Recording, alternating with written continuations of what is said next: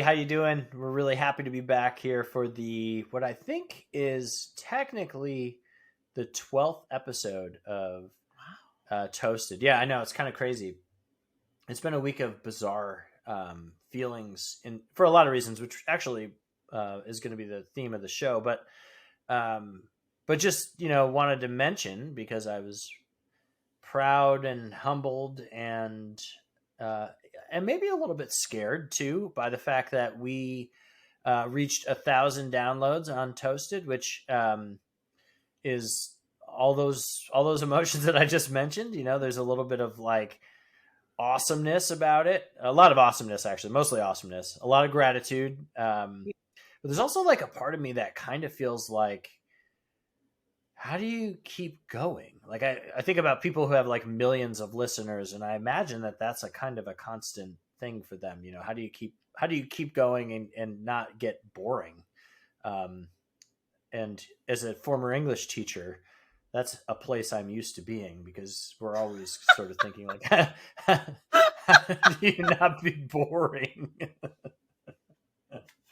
But anyway, today is December 14th as we're recording this. It'll be December 15th tomorrow. And so um, we were talking about kind of some ideas for the show, and we decided to kind of take an interesting approach to this conversation today and kind of deal with some of like the seasonal highs and lows.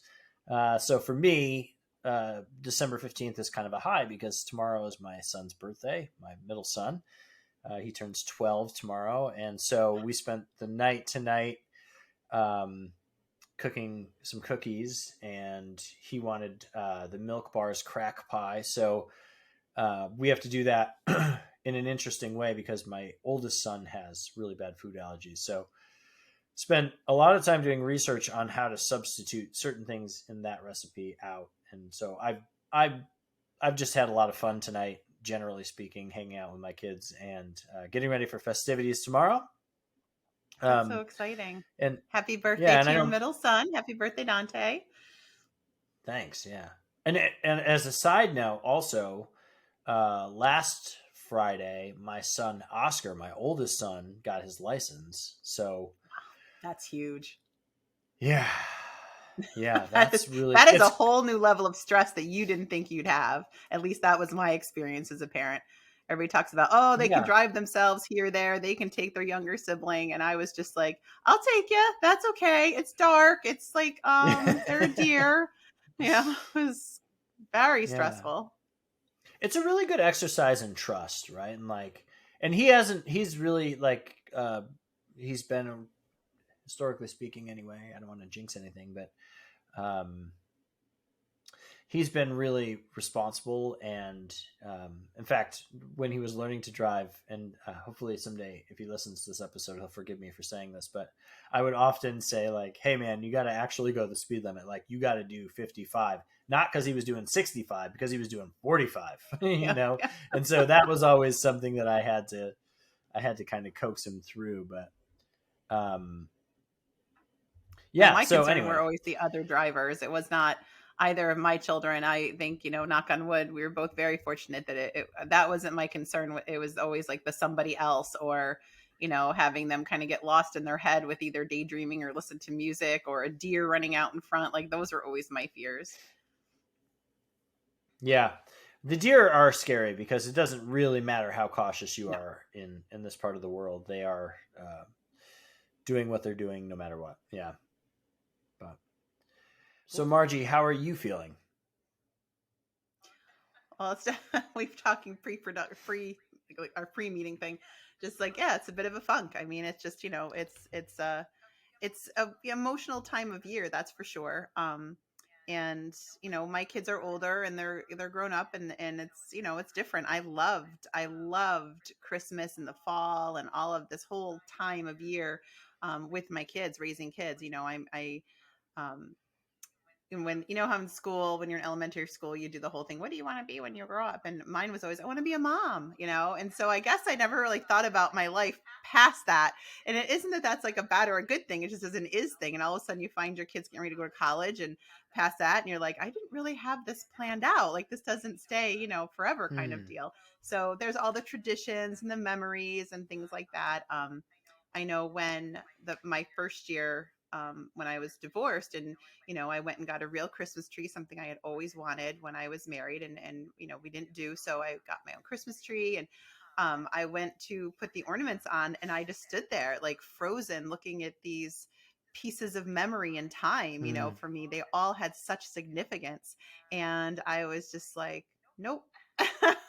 Not happening. And Yeah. I remember just like being really sad, and it was a bizarre, it's like, I don't even want to use the word bitter because it's not bittersweet, but it's just, you know, that time has passed. And I am so grateful that I don't have any regret about wasting that time. Like we did a lot, you know, as the kids and I. And one of the things, our traditions was Christmas tree day. And that started with, you know, Black Friday. And I'm not a Black Friday, I'm not a shopper. We've talked about that. And, you know, Black Friday and all that was not my thing. And so, um, the kids and I would always transform the house into Christmas. And so I would make a casserole the night before, this breakfast casserole. So it would bake in the oven, and I would blast Christmas carols. And that's how they would wake up and they'd come down, and we had this hearty breakfast. And then we would go to town. We'd move the furniture. We'd like put stuff away. We would get the boxes out. We would make the big mess to make it all better. How many light strands don't work? All the trips to, you know, the store to get more lights, come back, get the tree up, all the lights on, everything decorated, everything put away, cleaned up, vacuumed, the whole bit. And then you'd have, you know, because it's dark out by now, so you just have just the lights of the tree. We'd have the all the old Rankin Bass movies on, and we would sit there and hang the ornaments while singing the songs that you know so well. The Heat Miser song, we have to bust out into dance moves and all that jazz. And the Snow Miser, Heat Miser, the kids, we like had so much fun. And but what I would do too, and my kids, I knew at the time, you know, they did not find this to be fun, mommy. But we had, you know, the ornaments, people got them when they were little, like baby's first Christmas and all those. And I would actually quiz them on them. They had to know, okay, who gave you this? What was this? You know, they were like, oh my God, mom. And I'm like, no, no, it doesn't go on the tree till you can tell me this. I'm like, someday you will appreciate this. And each year I would take them and they would pick out their own ornament that was part of the whole, you know, traditions of the time. And so their ornaments were really like timestamps on their life. There's my son's series of like the Veggie Tales, and then it went to Harry Potter, and then we have all the Star Wars ornaments and the Batman phase. And then for my daughter, we had the Barbies and the, you know, all just the different, you know, things like that. And one of the funniest stories, I don't even know if this is appropriate or not. You can edit it out if that's the Oh, case. it sounds like I it's don't know what appropriate. children see. It's yeah, no, I don't know. You'll determine this. You know, I don't know what kiddos see when they're little, but both of my kids are very, you know, they're fair skinned, blonde hair, blue eyes when they were little, which looks nothing like me. And my hair is actually naturally very curly and very dark. So growing up, I don't know why my daughter thought I was of African American descent, and she would point to those with that skin and hair and be like, "Mommy, she looks just like you." And every year when she would pick out her ornament, she'd pick out the African American Barbie because it looked just like my mommy. So that was the ornament she always wanted. So we had this whole host of multicultural ornaments because they look like her mom. And so and my son will be like, Abigail. And I'm like, Elliot, this is, you know, it's okay. I'm like, sweetie, don't you want the one with like the blonde hair and blue eyes? It looks just like you. She's like, no. So fast forward, she's like, I don't know, 12 or 13. We're hanging the ornaments on the tree. We're doing the thing. I've quizzed them. They know they can recite the ornaments. And she's going to hang it on. She goes, okay, I have a question. And Elliot and I are like, what? And she's like, why do I have all of these, you know, black skin Barbie ornaments? And Elliot's like, what? You know, in classic Big Brother fashion.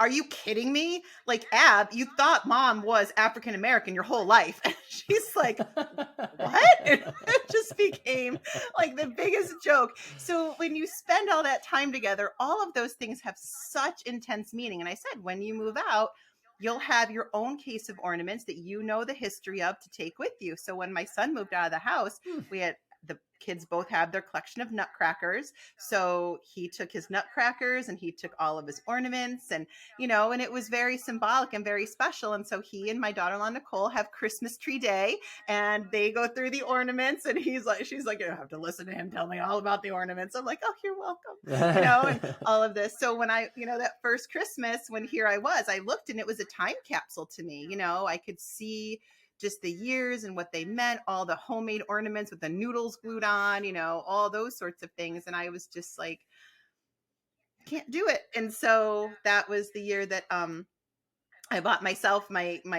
TV, and my friends Melissa and Mike Perkowski came over, and Mike mounted the TV on the wall, and I was so grateful. And I was saying, all right, like, thanks guys for coming down to Canandaigua at the time. And Mike went to leave and Melissa's staying. I'm like, what are you doing? She goes, well, we took 2 cars because we're going to decorate your tree. And I was like, what? She goes, come on, we're starting a new tradition. And we went out to Michael's. I had a $25 budget. We bought a bunch of cheap stuff to make look pretty. And we got a rotisserie chicken and salad and wine. And we sat there with, the Dean Martin Christmas carols on, and we cried and we laughed, and we made a whole new tradition. Yeah. And then when I came to Fredonia, I was like, okay, well, I got to have something all new again. So that's when I went with the bright white tree. And I was like, I've always wanted a white tree. And, but like I told Nick, I decorated all for Christmas, on the 19th, the day I was supposed to go to the Bills game, but it got snowed out and they were playing in Detroit. And I got as far as everything done but the ornaments. And I don't know why, but for some reason this year, I just can't get the ornaments on the tree. Yeah. And that's I don't know, So one of the things that, we in our very brief post or pre-production meeting that we talked about was like, kind of diving into like, so what do you do? And I think one of the things, and you've kind of already touched on this, whether you realize it or not, is like just being okay with that. Like, just, it's okay. Like, you just can't do that right now, and that's fine. And I remember, and that's, go ahead. No, I was saying, and that's something new. Like, before it was the have to. The tree is up, must be decorate it, put it away, whether you feel it or not. And this is the first year that I'm just like, I'm not, and that's okay. And it's not wallowing. It's just like, you know what? I'm not. I love my tree. It's beautiful. It's bright and white, and clearly I have a thing for just like red and white, Yeah. But it's like, and that works for me. I'm okay with it this year. It's all right. Fine. Yeah. And I'm giving myself permission. Right. Giving yourself permission is actually progress. Right. And so I think what is tough, particularly around the holidays, is like you said, so much is steeped in tradition and doing the same things every year. And sometimes to kind of get through, to get through whatever you've gone through, like, it can't be the same. And I can remember, right. Yes. This year I put all my ornaments on my tree, and it didn't really bother me. But last year, I can remember, in the last 2 years, there was a couple I didn't hang up because I would take them out and be like, I can't do that one. And I put it back. But this year, I could do all of them, And so, like, wow. Yeah. So it's interesting to think about, like, and for very same reasons, like, you pull them out, like, that one's loaded with all sorts of, like, meaning to me. And those meanings this year hurt, or they don't resonate, or whatever, And so, like, you put it away. And you put what you can on. Yep. And like, that actually becomes kind of a metaphor for like coping with a lot of things, is like, just do what you can. Right. In meditation, a lot of times they talk about like the second arrow. So like, I think I'm probably going to butcher this story, but my understanding of the story is that, like, if you got shot with an arrow, the first arrow hurts, but the second arrow kills. And the second arrow is the arrow that you continually remember how the first arrow felt, right? So it's the memory of the arrow that actually can do more harm than the actual arrow. Now, caveat there is, I could be totally butchering this story, but the idea in any way, in any scenario, does work, because, like, if you think about the experience, the first time you go through it is whatever it is, but the reliving of it becomes its actual meaning, if that makes sense. For me, that's how I I think think about it. sometimes there's sort of a shock that first time. You know, there's a shock factor, and I think that there's a piece of you, whether it's physically, cognitively, both, that kind of you know, block certain sensations, and then that second one kind of like, oh no, there it is. I mean, I can kind of interpret it that way. But Yeah. yeah, yeah, still haven't been able to. The original ornaments, they're still in their boxes, and I don't know, I mean, and it's not a, it's okay, you know, I have the life ones up until 2019, you know. Yeah. And then I have the special ones from my 2 years in my townhouse at Canandaigua, and then now I have my, you know, the pretty ones that I got to go with the and I love the hunt of the super bargain. How cheap can I do this and still make it look really beautiful? And but for this year, and so yeah, so I don't know. It's okay. I have the Thanks Christmas is this weekend, so Elliot and Nicole are coming on Friday, so I'm so excited to have time with them. And then on Saturday and Sunday is when um, Jake and Abby come, and I'm borrowing Leslie's words from my bonus son Nick and his girlfriend Amanda, and we'll have Thanksgiving on Saturday and then Christmas on Sunday, pending the weather. And now the weather's Yeah. looking iffy, so yeah, we will see what happens. All I know is I have a 15-pound turkey waiting to be roasted. Is it So frozen or we'll not see what frozen? happens. It's probably half defrosted by now, but So I think, sorry. So I want to kind of go back to the idea of invention, but the turkey actually is the reason I thought of that, because for me, the turducken was kind of a reinvention of Thanksgiving, right? And so, like, the idea of like inventing, reinventing experiences for yourself and for people around you.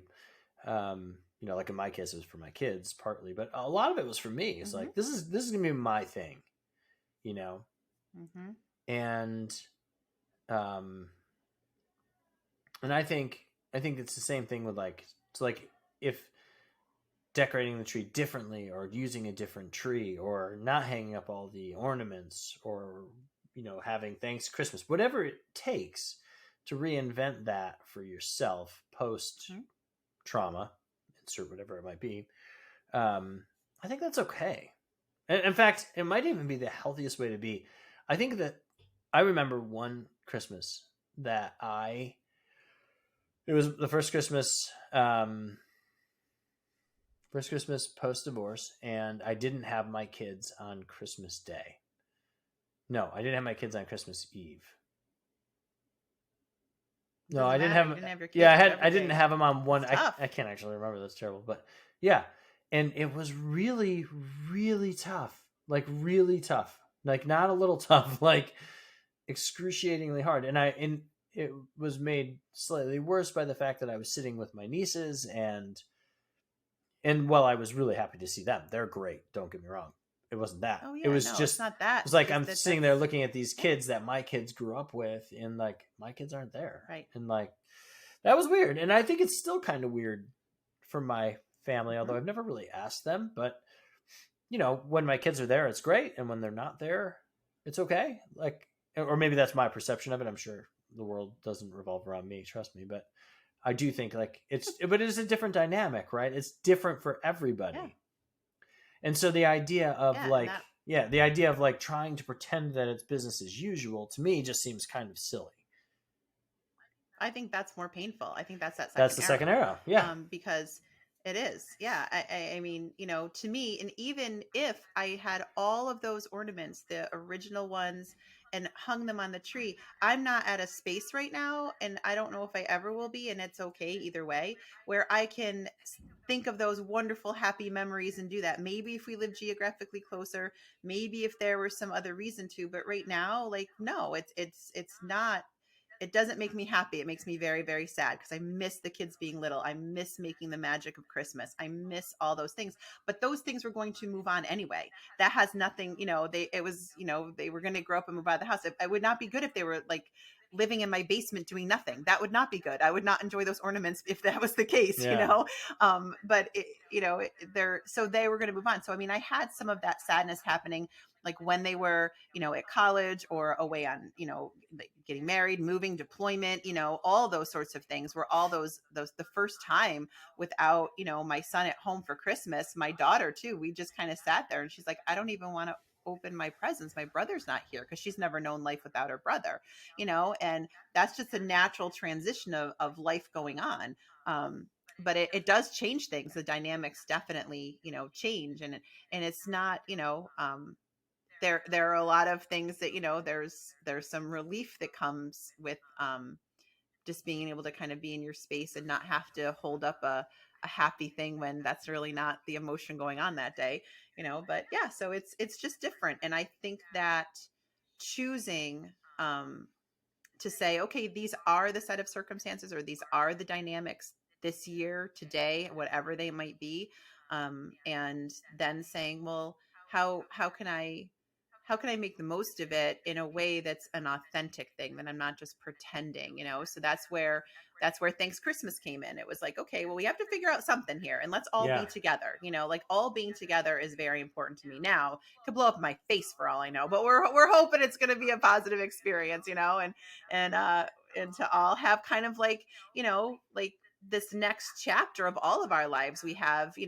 significant others coming. We have, spouses. We have, here in Fredonia. And so it's going to be, this will be a first, and that's kind of a cool thing too. I So, want to share this quote because I saw it earlier in the week. I couldn't remember it exactly, but I just found it. So the quote is from Jack Kornfield, who's a really wonderful meditation teacher. If you're not familiar with him, he's fantastic. And this comes from no, I'm not. the book Buddha's Little Instruction Book. And Oh, yeah, I've seen it. the quote is, everything has a beginning. I'm sorry, everything that has a beginning has an ending. Make your peace with that, and all will be well. That's I perfect. That's exactly it's it. Oh my and gosh, that's exactly it's it. interesting to think that, like, we talked about the sort of highs and lows theme of this show, but like it really is kind of life, right? Like there are these highs and lows, and weirdly Mhm. they seem to come at the same time sometimes. You know. Oh, I think that I think they almost have to, because, everything has that counterbalance. And I mean, when I think, we think of our own lives. I mean, at some point we were little kids, and I'm sure our parents went through that grieving process of, not having that magic necessarily, or moving out of the house for the first time without, we were like living life. It was like, yeah, I'm doing this Yeah. really cool, fun thing. And meanwhile, our parents like, this is weird. Our kid isn't there, but I mean, even the sadness of loss, I remember. I mean, some of my favorite things, memories of all, it's very short time span. My grandmother passed away when I was 8, but she would set up this beautiful, like, villagey thing underneath the Christmas tree, and her Mm-hmm. Christmas tree was a real one, and I would be able to help her with that, and I just felt like so privileged to do that, and she would have the couch pillows, and we'd make snow mounds and all that, and then take this like fuzzy, like felty fake snow stuff and put it all over, and she would have these mirror pieces that we'd put like skating ponds, and then position everybody, and it was Oh this wow. whole beautiful winter wonderland underneath. And Yeah. I remember, like, getting like my hair stuck in the pine needles, or like, scratches, but trying to crawl under and balance everything, and then just looking for the approval to make sure, it was just right. And she just had a way of making everything you do, like, she never criticized. At least I don't ever recall that. It was always just like, I love Margie. Let's just, but if we move that skater here, we could see that tree better. See, come over here. You're like, oh, you can. She's like, all right. She wasn't saying like, that looks like crap, kid. Yeah. And it was never like that. And so we would all go to her house to decorate cookies, and so that was so special. So when she died very suddenly and unexpectedly, I can't imagine how excruciating that was for my mom, and my aunt, how awful. I mean, she was the glue, and she made Christmas magical. And I know it was very sad for us kids, and so it had to just be really tough. And so you think about things like that too, Yeah. and it certainly isn't, but they do. Those are some of the very best memories of my life, and yet it is fraught with the sadness of, you know, she died when I was 8. That's young. She Yeah, was young, yeah. so it's tough. It's those highs and lows. But how, you know, I'd rather have that than just have medium, you know. Um Yeah, that, yeah. there's the famous quote in Steel Magnolias, one of my favorite movies, that I've had to have a little bit of wonderful than nothing special. So Yeah, and so what's interesting to me though to think about a little bit is like, so what do you do in those moments? The highs and the lows, right? So like, um, in the highs, in the high moments when like everything seems to be going great, um, how do you enjoy it, but not expect it to always stay there, right? And then when it's low, the same thing. mm, When it's low, how do yep. you accept it but know that it's not always going to stay there? And like, I think the Buddhists call this like equinimity. Like, how do you stay somewhere? How do you Mm. stay somewhere like in the middle? You know, and I find that to be In actually the fairly now, staying difficult. present. Yeah, I think that's. It's I mean, I think it's really that's. it's Yeah, that's yeah. but I don't. But what does that look like for you? Well, I think for me, like I one of the things I started really trying to do is consciously like notice, almost taking Yeah, that like treetop view. Like you get in the midst of whatever, and I remember like making myself pause and just kind of like taking it in.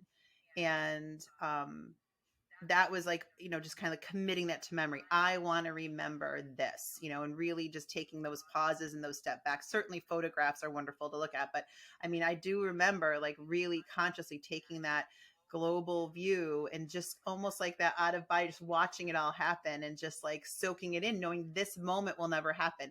Like she'll never be 2 and he'll be 4. Like they'll never have this moment. They'll not, and just really making myself say, I want to be here for this. So that's one of the reasons I remember trying to like always capture stuff on, the video camera, or, and then I said like, no, like I want to experience this, because that's going to be, the better memory. So that's one of the things I do, in those happy moments, in those moments of life happening around you. So talk What to about me. you? What Talk do you to me do? about like, what is that inner dialogue like? Is that like a thing where you're like, "Oop, I've got to do this thing. Like, I got to remember this." Is there a thought process that like you go through to get there? Because I think that's the thing for a lot of people that's tough. Is um, like what are the like how does that work? Like what triggers you to say like, "Oh, I got to come back to the present"? Because it's easy to get caught up in the waves of the emotions and whatever. So like, how do you step back and look at that and look at whatever's going on and say like, I've got to snap out of this moment and kind of appreciate this as a thing. Does that make sense? Yeah. And I wouldn't say that I have, like the market cornered on it, but, um, oddly enough, of all things in the world, this kind of came on at my wedding reception. Is I knew I wanted to really soak it in, and so I remember telling people like, "Come visit me on the dance floor." Like I'm not doing that like whole table to table to table thing. Come like, and I would get people to come dance with me and all that. But I remember at that moment thinking like, I'm only ever going to have one wedding. Yeah. So let me step back and like really just enjoy this. And I remember when that was finished and the band was all packing up and all this. And, um, I remember too, because I'm such a weirdo, that I was like, no, I want to have like the little loop thing so my skirt's there and I can twirl. And I just remember being like, thinking like, I just had my wedding reception. The band is packing up and I just stood there on the dance floor and just twirled. I'm like, I am twirling at this wedding reception. Like this just happened. I just had this, and thinking like, I'm soaking this in.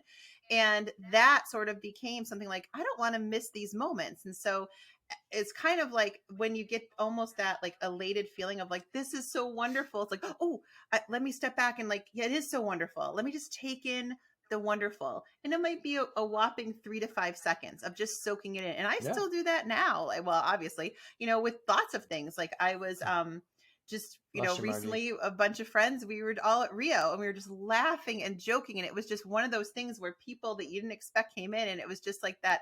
I that so filled with such like this is so wonderful. And I remember it triggered that, like, oh, soak this in, like just stepping back and looking around and soaking it in, because this moment won't happen again. And I want to carry this moment with me when, kind of that dry season comes, or those sad things, and not to mourn the moment, but just to be like, I have that. I have it here, the sight, the smell, the laughter, Yeah. the people. And that's just so beautiful, to me. Well, and so, What about you? well, that's actually what you just talked about. One of my techniques, if I'm, so like, there's like, it's like anything else. There's tiers. Like if I'm on my game, this is my A game, right? This is where this is my best move, is like, this is a moment that I want to remember, right? And I'm somehow, something tells me that like, this is a moment I need to remember and I want to remember it. And so like, for me, what that means is like, I pay attention to the sights and the smells and the sounds and like the senses. I really sort of key in on that. Yeah. Because that's, to me, how I'm going to remember it, right? How it's going to be meaningful. Mm-hmm. That's me in that moment.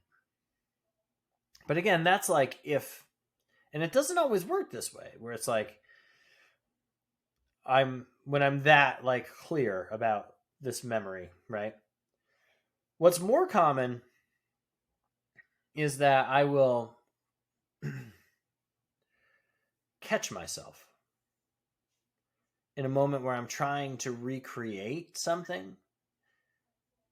And in that moment, so like, for instance, when I was a kid, the holidays, and we celebrated Christmas, my mom was in the kitchen like constantly, right? Like she would start in like, boy, I might be exaggerating, but it seems like, I'm sure she'll tell me, but it seems like she started in July, right?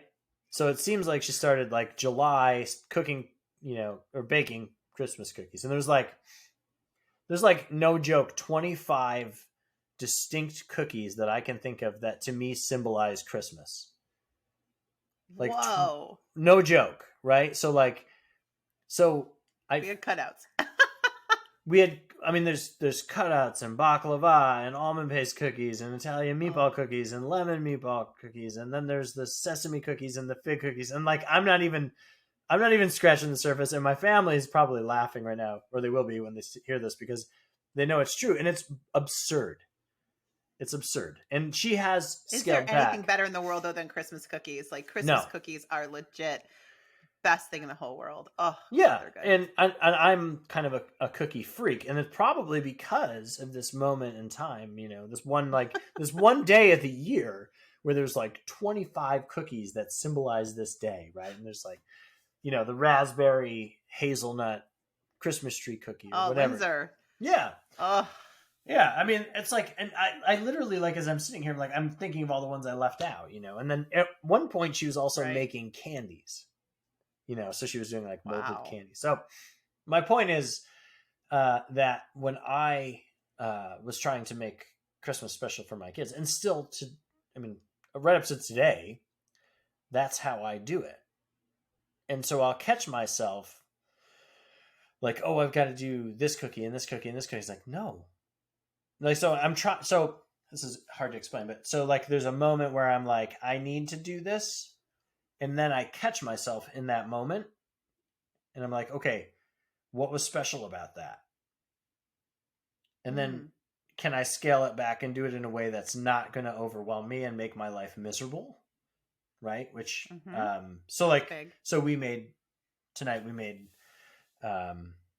molasses cookies, and that was very doable. And like, it was great, but I had to like go through a process to get there, because I want to do the 12 cookies that my mom would have done in the time that I did one, but I think that's more realistic, is that it's not so clear as like, oh, I need to, be super mindful here and smell these flowers and look at this, like it rarely is that clear. And I want to kind of be your counterpoint here, because I did this and I learned this also from my wedding.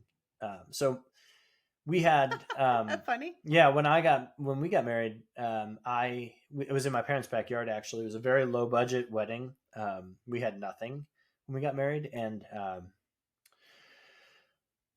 well, we had family and like a really wonderful wedding going on, and had a tent, and like my good friend's band played and they were phenomenal, and it was just like it was a really good night. And then like Awesome. at like Yeah. 9 o'clock, it was like, okay, we got to go to this bed and breakfast where we got a room. And the only reason we did that is because like you're supposed to leave your wedding reception. And I remember like driving. Not me. I was like the last one. I'm like, bye, y'all. I'm still dancing. That's me. Like I'm basically getting dragged out of this, out of this reception. And I was like, okay, I want to be here. I just want to be at the party. Yeah. And so it was like the next morning I woke up, I was like, darn it, I'm never doing that again. Like I wanted to be there. Like I really think, and then I get back and my friends are all like, yeah, we stayed until like 3:30 in the morning. And my parents are like, yeah, they stayed until 3:30 in the morning. So it might even have been later than that. I don't know. When I pulled in, there were still people walking around, but yeah, I think, I think it was just, I think yeah, no, we were low budget. We went home, and I took the day off. I was in graduate school and waitressing part-time, and he took the day off, and I did all of my thank you cards. And we watched, football. It was Sunday, so we watched football and made, I made this dip that was, with like the taco dip type stuff, and we would just sit there and drink a beer, watch football, and eat dip. Like that was the big honeymoon. And that, because I was the one, I think I shared before when I said that it was like, I'm not spending all this money on a honeymoon. If we make it 25 years, then we'll do something big. And we went on, we did, for our 25th wedding anniversary, we went on a incredible river cruise in Europe, and then I left. That sounds terrible, but that's the timeline of it. I was like, all right, out. That's horrible. Yeah. Talk about highs and lows. That's how it goes sometimes. I mean, yeah, it is. I mean, just, I think the expectation, we have a weird expectation that life is going to be this like very straight line. And yet, yep, there's so little to be learned in being whelmed. The Heath brothers talk about this a little bit in The Power of Moments. This idea of like whelming people is just like meeting their basic needs. And like if your basic needs are met, like that's okay. There's nothing wrong with that per se. Like you're not being abused, and that's good, and those are healthy things. But there's very little learned in those moments, because it's when we stretch both the highs and the lows. Because I think, honestly, to be as difficult as it is to deal with the lows, I think the highs are tough too, because you can't stay there, right? And so like the Christmas season is tough in particular, because it's like you're supposed to be happy and you're supposed to be all these things, and it's like, well, I can't stay there. You have to come down. And so like I think, to me, those are the difficult points, to some extent. I don't know. Is that crazy? I think some of the, like you said, no, and I think that Power Moments book, I remember the whole idea of being whelmed, and it is like that's flatline, and I don't want flatline, and I think those are those pivots that you can choose to make. Like I just don't want to have a whelmed life, and I can choose to stay in this space of flatline or not. But I mean, so many things come at you that you think you're going to have, there's that false pretense of, you hear, we go to college and then you this and you that. And like, what are you going to do? And it's like, well, I don't know. And there's this expected trajectory of what it means when I make this decision to, either get married or whatever occupation or whatever it is, that then there's this like, okay, and now let's open the book and here is your life. And it's handed to you. And here you go, here's, and then in 2 years, you'll this, and in 4 years, this, and then this, you think it's gonna be this very linear progression. And for, I would say, most people, that's not it, whether it is, something wonderful, like maybe there's like unexpected children, or maybe it's the type of thing where your marriage does fall apart, or there's health crisis, or people who pass away. I mean, my life would have looked very different had my grandmother not died of cancer when I was 8 years old. That would have been a very different life. At that point, my mom and my little sister and I were living with my grandmother because my parents had just been divorced a couple years earlier. So it would have been a very different life going forward, but that wasn't the case. And so then things had to change, and they change again for all the different various things that come in. So when we have this whelmed life kind of waiting for life to happen to us, things are going to happen, bad and good. So we can either choose to live life and have those highs and lows, I think, or stay in that little safety zone, kind of always playing defense of what's coming at me. And then you miss the living part of it. Then I think you don't have that high and low. I don't know if that makes sense. Yeah, it does. And like, you use that sort of sports analogy a little bit, but I would liken it a little bit to an accordion, right? And so like an accordion's value and is in its ability to sort of like stretch and come back, stretch and come back. And like, I think there's a lot of life that sort of functions in that way, that it kind of accordions. And I think that we don't do a very good job as, well, I'm going to speak for myself, I guess. I, as a parent, don't do a very good job of talking to my kids about this. And I know as an educator, I probably didn't do a great job of talking about this with my students. And it's something I'm a little more in tune with these days when I'm... What do you mean talking about this? So talking about life in terms of like, in terms of as binary as like successes and failures, right? And so like... okay.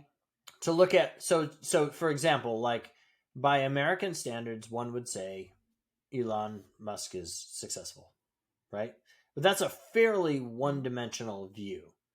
And I'm not Elon. I'm sorry. I know you're a listener, but I'm not like, I'm not taking shots. I just am pointing out that like that success really, when we say that in America, in the United States, really comes down to like, he's a billionaire. Well, he could be the most miserable person in the world. And I actually had a conversation with a colleague tonight who was, asking about, like why would anyone ever get away from school administration? I think, there's a lot of reasons, and I've written about that to some extent, but I think there's also this sort of like, for me personally, it wasn't my life. There's a lot to it that I enjoy.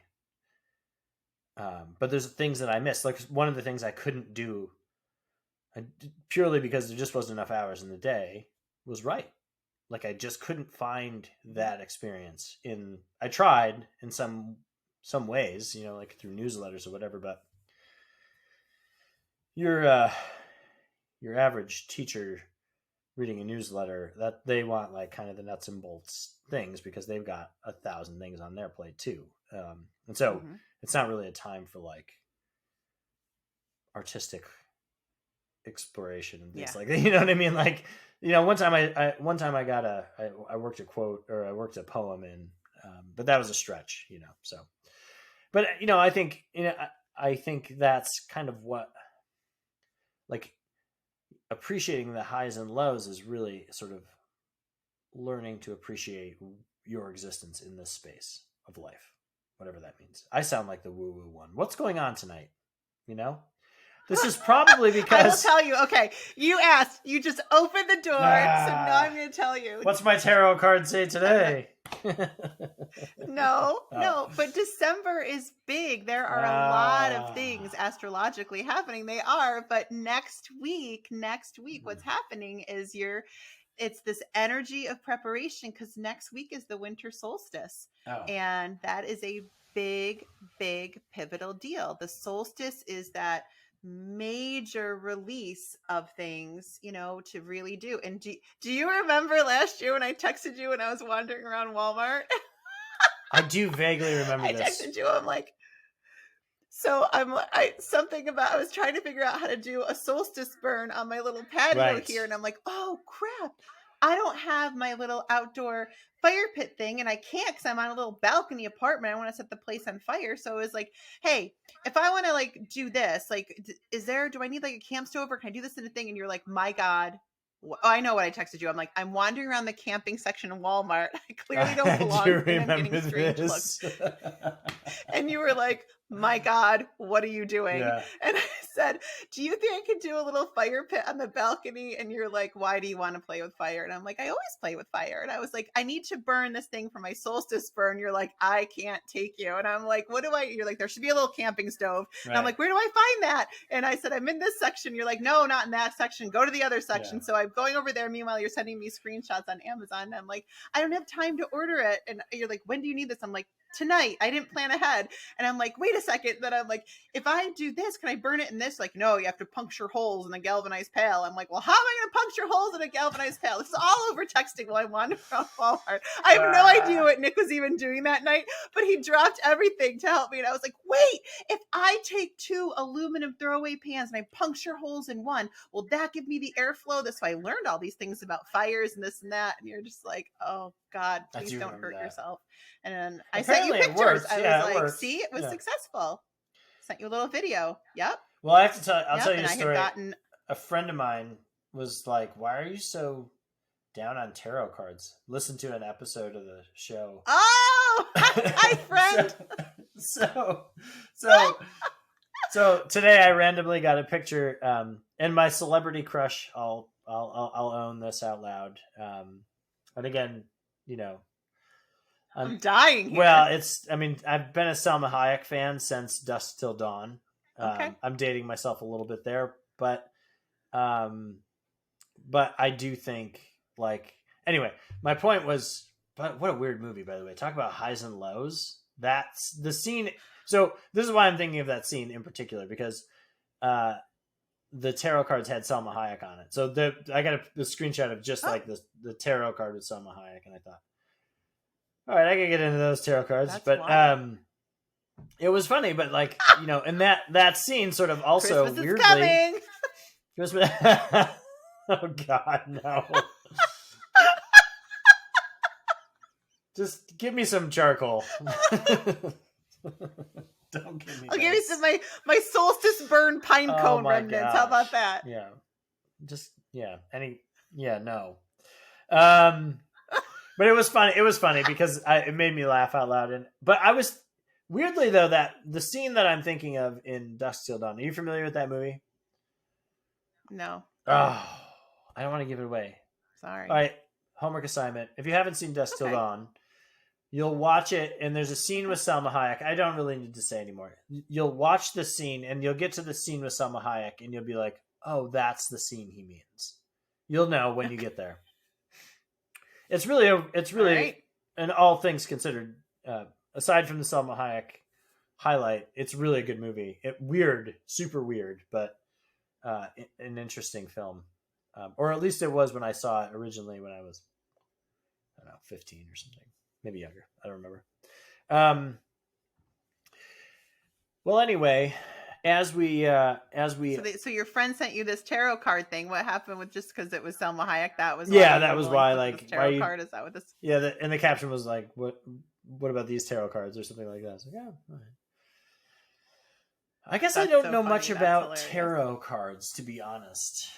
You don't know. I'm sure you don't know, and you know would be like I have a guest already to talk about, you know, about tarot cards, not tarot necessarily, but just the idea of manifesting and what that means and the choices in your mindset and your energies that have to go, you know, along with it. And with that, you know, energies thing. So yeah, energies. We're surrounded by energies.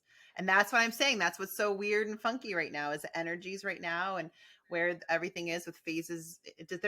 December is very powerful astrologically. If you know, it's all in my handy dandy notebook, which is way over there. So, you know, my giant notebook that you like to mock me out for. So yes, shockingly, it didn't make it happening, but we're all shocking. No, it didn't make it in this episode, but no, didn't make it on my Post-it note. No, your Post-it note.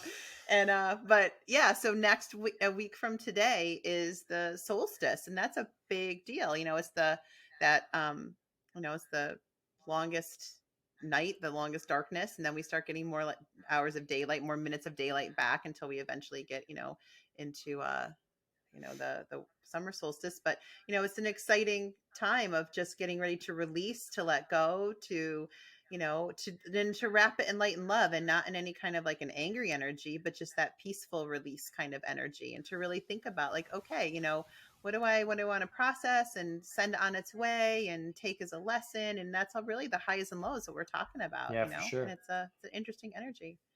Yeah. I also, like, I texted you today. I, for the first time since high school, played trombone. Oh my God, Yeah, it that's was cool. hilarious.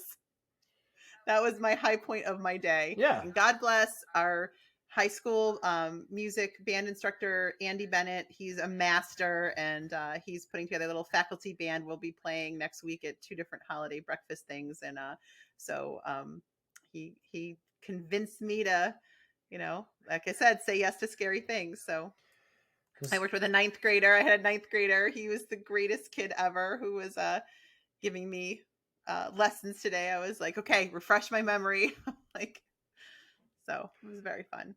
That's awesome. Yeah, I'm glad you got a Yeah, chance to that do was my high that. for the day. Yeah, you got to have those. You do.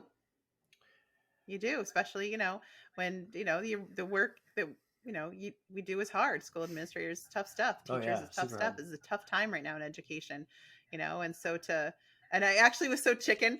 So where the parking lot is for district office, it's all windows. So where the secretaries, Christine and Laura, are, where my office is, where Brad office is, it's just a wall of windows. You can see everything happening.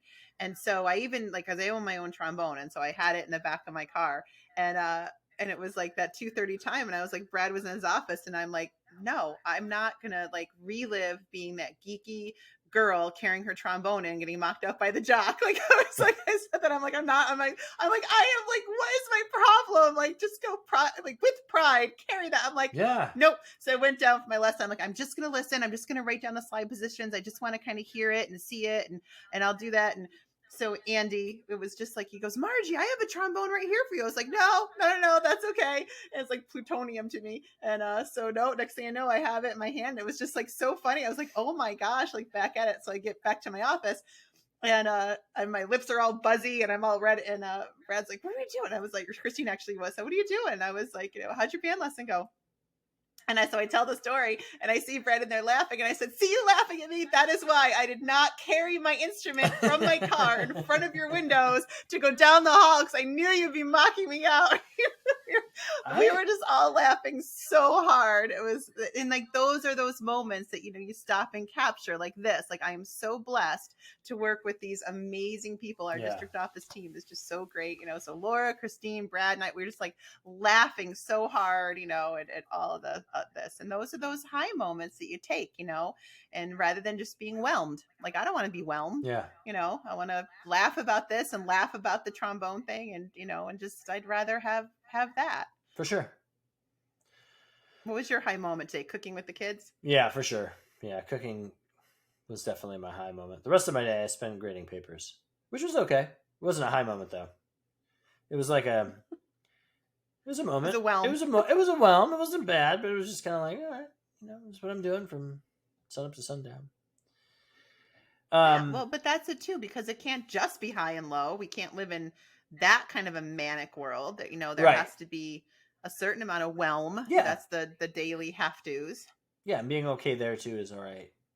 To general acceptance of wherever you're at, to me, seems like the takeaway message from our show tonight, if there is one. Yeah. To kind of think about it like that. And you're okay wherever you're at. You're okay wherever you're at. You're okay if you can't put the Christmas ornaments on the tree. Yep. You're okay to say, hey, this is like this right now.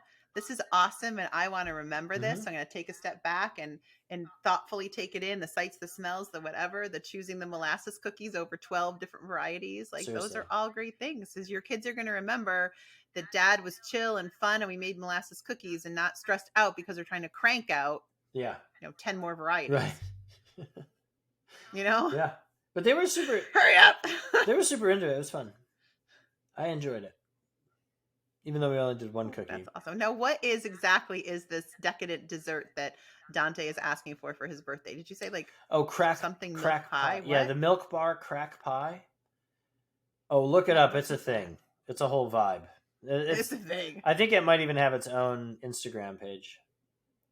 Um, Oh my gosh. yeah. If so, it's Christina Tosi, who was the pastry chef for Momofuku in New York City for a while. Oh, Now wow. she's got her own thing, but I mean, the best way to learn about this thing is to watch Chef's Table and to watch her episode in particular.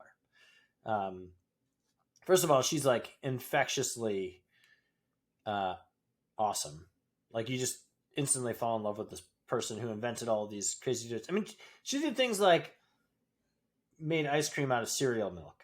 You know, she'd put cornflakes in milk and let them Oh, steep, and then she'd drain the cornflakes out and use the milk to make ice cream. It's like, yeah, that's brilliant, you know. But wow. she's like, Wow.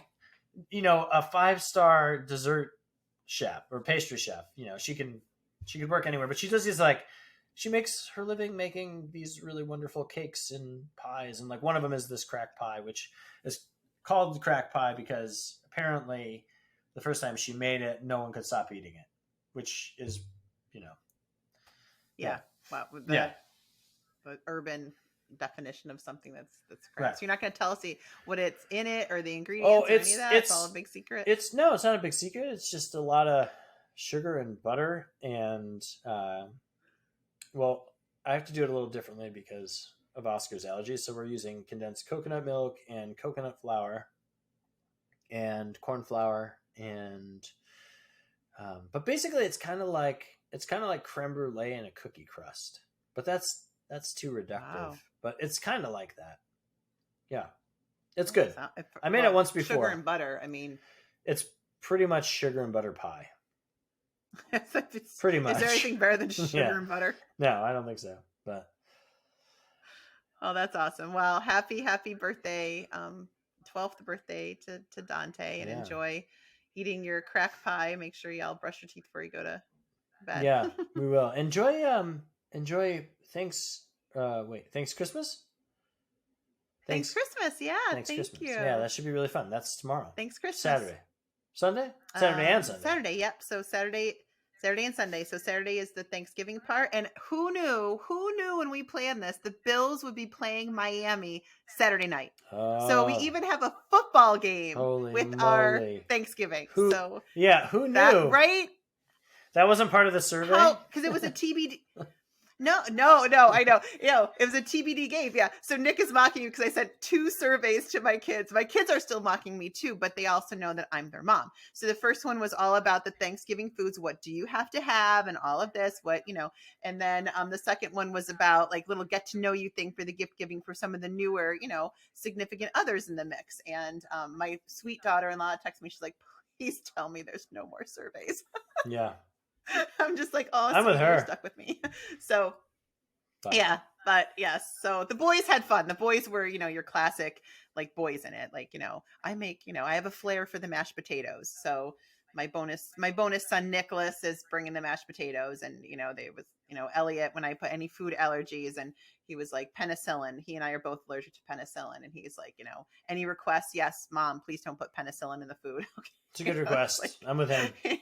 You gotta love the tongue in cheek. Like that's the fun of the, as the kids get older, is joking around like that and everything. But yeah, so then Sunday, pajamas required because it's Christmas morning with Christmas breakfast casserole and in pajamas and gift, just simple. We kept a $20 to $25 limit for presents. So we wanted to make this, not about the gifts and things like that. And then we'll have some fun and yeah, so I haven't decided if I'm going to do some kind of a challenge. Like I have a couple things in the mix, but I don't want to give anything away because my daughter-in-law, God bless her, is an avid listener. So we're grateful for Nicole. But now she knows to expect something. Yeah, we'll have Nicole on the show sometime. We're going to have Christine on the show sometime. Yeah. She's another avid supporter and listener. So we can't wait to have Christine on the show with us too. Yeah, that's awesome.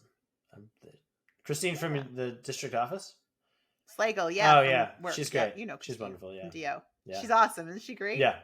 She's funny. So she just did an awesome presentation last night at our board meeting. So it was like so cool to see her shine, you know, because she's a very behind the scenes role, and so it's really neat when someone, you know, those of us who do a lot of behind the scenes work, curriculum's very behind the scenes, HR is very behind the scenes, and so when you have Christina is our secretary to the superintendent and our district clerk, but she's also our PR media specialist for the district, and so to see her shine with the partnership with SUNY Fredonia's class that actually does editing and copyright, and it's a neat back and forth partnership. So they all presented, and so many students presented too. So it was really cool. neat. So it was special to celebrate that last night. Yeah, that's awesome. So shout out to Christine. Yeah, absolutely, she deserves it. All right, folks. Yep. Well, we're gonna wrap up here tonight, but please know that we're humbled and happy to have 1,000 downloads, and we're really looking forward to doing, you know, a couple million more. And if you like what you hear here, again, not to sound like a broken record, but it sure is helpful if you leave a review or comments, and they help us out a lot. So definitely, and in those comments, help us to, you know, tackle some of those topics and things. We'll be talking about a book on our next Toasted Tuesday. So that'll be fun to meet and talk about that. And we have some neat guests coming up. So we're excited to get that scheduled and set. I know it's been hard and challenging with our schedules right now, but it'll be there, and you'll have some extra voices and meet some new friends joining the conversation. Yeah. And I want to mention Margie wrote a really wonderful blog post. It's available on our website, www.toastedpodcast.com. If you click on the blog link, it'll take you to our Toasted Tuesday blogs. When we aren't creating content for the podcast, we're writing blogs. So check that out. It's all about her Thanksgiving. Thanks Christmas extravaganza. So you can learn all about that. It's a really fascinating piece. So enjoy that. Enjoy your week. That's very kind of you. Well, I try like at least once to be kind. It's that time of year. In my advent calendar, it said, "Be kind to Margie today." All right, folks. How lucky. So we're recording tonight. Now I know the truth behind it all. We got to do it tonight. All right. Quick, hurry. All right, everybody. Cheers. And cheers. We'll see you soon. Good night. Bye.